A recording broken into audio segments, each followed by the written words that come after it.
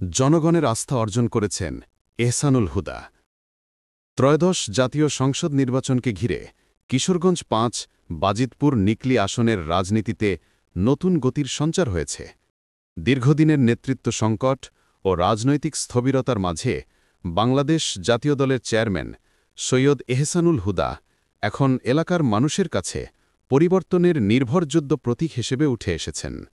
তরুণ, সৎ ও পরিচ্ছন্ন ইমেজের এই নেতাকে ঘিরে সাধারণ ভোটারদের মধ্যে অসাধারণ সাড়া দেখা যাচ্ছে।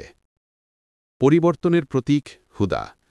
স্থানীয় বিএনপি ও অঙ্গ সংগঠনের নেতাকর্মীরা বলছেন, দলীয় কোন্দল, হতাশা আর পুরানো নেতৃত্বের প্রতি অনাস্থার সময়ে এহসানুল হুদা নতুন এক রাজনৈতিক বাতাস তৈরি করেছেন।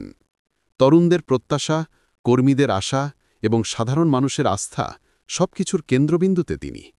তার প্রচারণার মূল বার্তা দুর্নীতিমুক্ত প্রশাসন, জবাবদিহিমূলক রাজনীতি, হাওর অঞ্চলের দীর্ঘমেয়াদী উন্নয়ন, কর্মসংস্থান সৃজন, শিক্ষা ব্যবস্থার আধুনিকায়ন।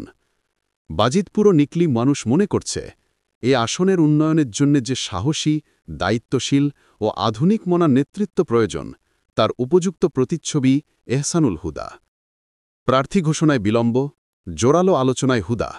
২৩ নভেম্বর বিএনপি দেশজুড়ে ২৩৬টি আসনে সম্ভাব্য প্রার্থীদের তালিকা প্রকাশ করলেও কিশোরগঞ্জ ৫ আসনে এখনও নাম ঘোষণা করেনি।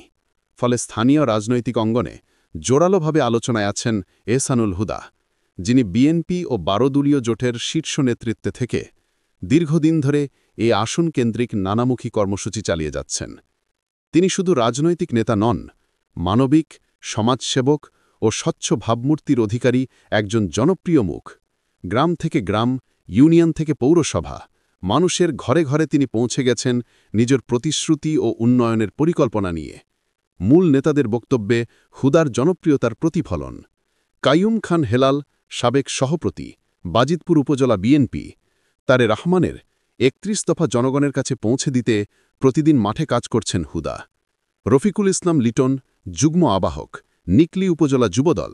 নিকলি ও বাজিতপুরের মানুষ তাকে একজন বিশ্বস্ত অভিভাবক হিসেবে দেখছে।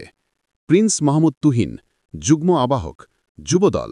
মনোনয়ন পেলে তার নেতৃত্বে এলাকার উন্নয়ন নতুন উচ্চতায় যাবে। কাজল ভুইয়া, যুগ্ম আবাহক, বাজিতপুর উপজেলা বিএনপি, তিনি জাতীয়তাবাদী শক্তির নিবেদিত কর্মী। শাহ আলম, সহপ্রতি, জেলা যুবদল। সরকারি নির্যাতনেও অবিচল ছিলেন হুদা। আপোষহীন নেতৃত্বই তার শক্তি। হুদার আত্মবিশ্বাসী প্রত্যাশা। নিজের অবস্থান জানতে চাইলে সৈয়দ এহসানুল হুদা বলেন, বহুদিন ধরে এলাকায় কাজ করছি, জনগণের সঙ্গে আমার সম্পর্ক খুব গভীর। তারা পরিবর্তন চায়। বিএনপি নীতি নির্ধারকরা আমাকে মূল্যায়ন করলে ইনশাল্লাহ কিশোরগঞ্জ ৫ আসনটি জনগণকে উপহার দিতে পারব।